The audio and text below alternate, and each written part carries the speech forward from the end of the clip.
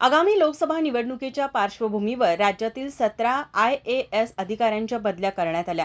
यामध्ये कोल्हापूरचे जिल्हाधिकारी राहुल रेखावार यांची देखील बदली करण्यात आली असून त्यांची नियुक्ती महाराष्ट्र राज्य शिक्षण संशोधन आणि प्रशिक्षण परिषद संचालक पदावर करण्यात आली. त्यांच्या जागी अमोल येडगे यांची जिल्हाधिकारी म्हणून बुधवारी नियुक्ती करण्यात आली. आज जिल्हाधिकारी कार्यालयात पूर्व जिल्हाधिकारी राहुल रेखावार यांच्या उपस्थितीत अमोल येडगे यांनी आज जिल्हाधिकारी पदाचा पदभार स्वीकारला.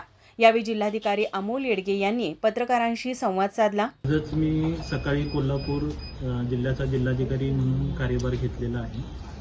आज सकाळपासून सर्व विभाग प्रमुखांशी चर्चा सुरू आहे.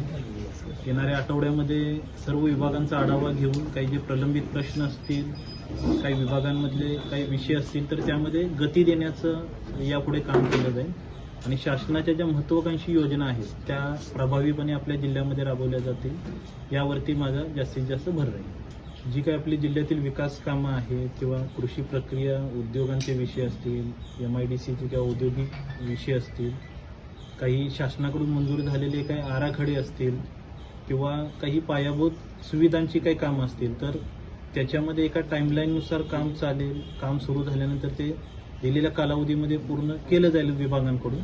त्यासाठी कंटिन्युअसपणे माझा रेग्युलर फॉलोअप राहील आणि प्रत्येक विषयांमध्ये चांगल्या पद्धतीचं काम आपल्या जिल्ह्यामध्ये करण्याचं आणि जिल्ह्याचं नाव आपल्या राज्यामध्ये आणि इव्हन देशामध्ये सुद्धा त्या कामामधून करता येईल यासाठी माझा प्रयत्न राहील. आणि सर्व टीम आहे ती जिल्ह्यामध्ये चांगली आहे. नागरिकांचं सुद्धा सहकार्य लोकसभा आपल्या जिल्ह्यामध्ये चांगलं आहे.